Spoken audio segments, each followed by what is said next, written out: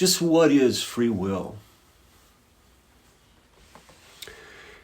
You might say free will is a method of viewing life. It's viewing life knowing that everything's going to turn out because you are the creator of your world. You are in harmony with the Father, and the Father is going to support you in all of your endeavors because all of your endeavors are pointed in the good direction. And of course, that's in harmony with all the people around you, with your world, with the physical world. In other words, you fit in, and ideally they all fit in perfectly with the Father too, so that all workings are, just in harmony. They all work out. People are basically manifesting the world they desire and getting it. There's no deviation from it, no devil. So that's free will. At least an idealized description of it. Okay, something similar to that. Okay, now imperfection is also a method of viewing life, that we're imperfect. Okay, so let's discuss that a little bit now. So imperfection basically says there's a flaw in us. This flaw is from a belief, and the belief is my way of thinking is faulty or something. Exactly what it is that creates the sin in me. I inherited it, from Eve. So what is this sin that I inherited from Eve? What is the flaw? That's the question. It keeps coming back. What did Eve do? What did Adam and Eve collectively do that created imperfection? What did it? What was it?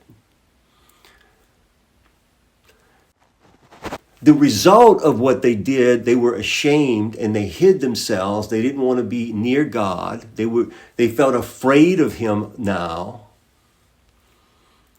Now, why would they become afraid of God? Even if there was a devil, even if now there's a devil, why would they be afraid of God? That's the kind of questions that you have to think through. I don't know if I'm prepared to think that one through completely right now. But that's the kind of questions, when you look at them, they all point to something Adam and Eve did to themselves, created this situation. Because, from the scripture, it appears that it's not just appears, God was surprised. They all was surprised that this happened. In other words, he wasn't minding their business. He actually had created this condition where they had free will.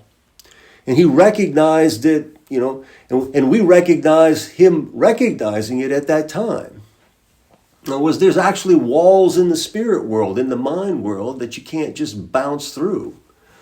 You have to go around them. And if the door is locked, you don't go inside. So you've got to learn to be able to get around spiritually, just like you do in the physical world. Anyway, where were we? So Adam and Eve then were in a condition where one moment everything was good, and then the next moment everything was bad. They were afraid of God and so forth. What happened in between those two moments? Eve met the devil. Okay? So Eve and the devil came into contact with one another. Okay? And then once Eve had been in contact with the devil, Eve brought the devil to Adam. And Adam accepted the devil too. So basically a third party came into this relationship, and that third party is the devil. Okay? So the question is, who is this devil that Eve created? Well, what is the only difference between a person with free will and a person that lives in imperfection? A devil.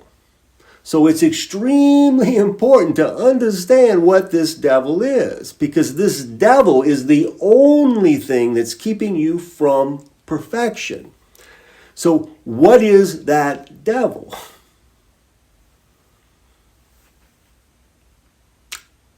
What is that devil? Now, I've gone through some many discussions now with regarding to the devil from different viewpoints to help how a person, should look at the devil. That the devil is merely the individual and the collective negativity, tendency to think things are out to get me, and some people,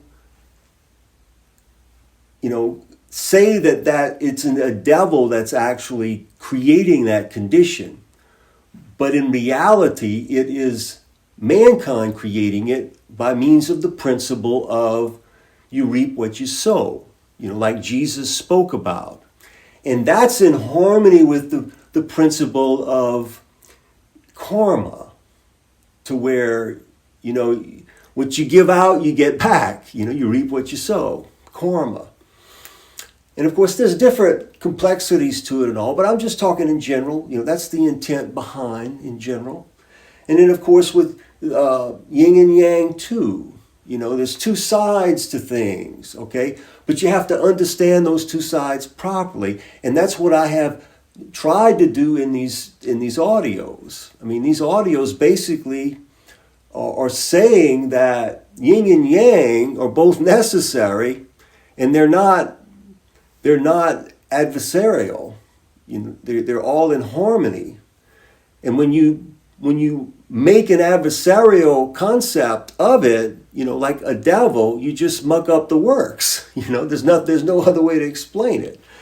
You start looking at things. Another good Cajun expression about it is called looking at an ass backwards.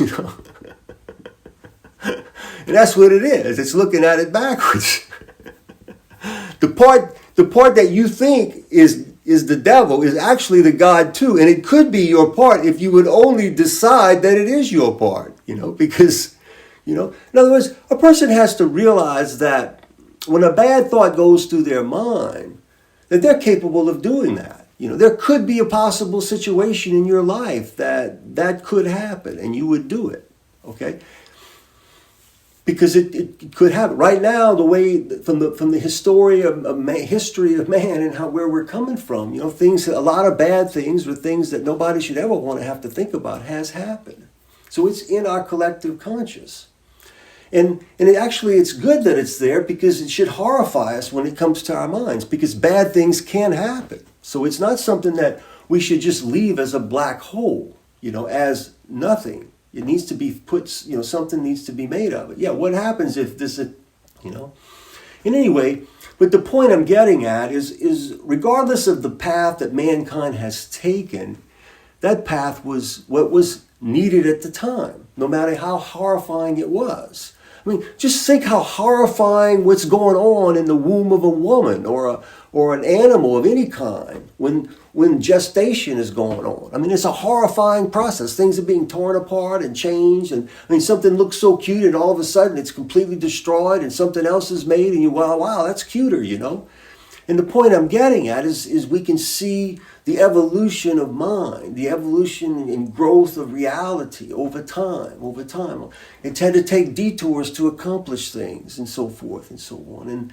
And here we are now. Here we are now.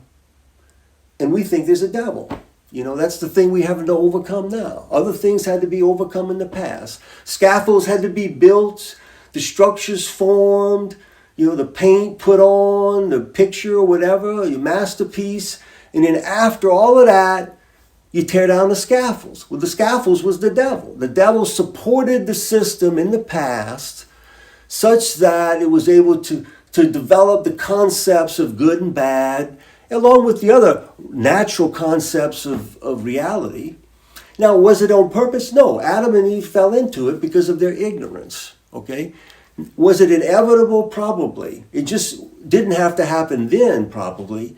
It would have probably been better if they had, matured to the point where they were ready to have children, or maybe even had a few children. And then, after they had some experience in life, then their consciousness would settle into some sort of a mental relationship with God where you want your privacy. And that's really what this is about, wanting to maintain some separation from God, deviation. Healthy deviation for everybody, but deviation still the same. And that could happen in infinite of lives. And in reality, depending on the maturity and so forth of infinite growth, things like that are going on all the time as people grow from being, grains of sand or whatever's the best, grains of hydrogen. Anyway, so hopefully this has been beneficial. I think I'm sort of playing out now, so I'm gonna go ahead and conclude it. So mote it be, peace profound.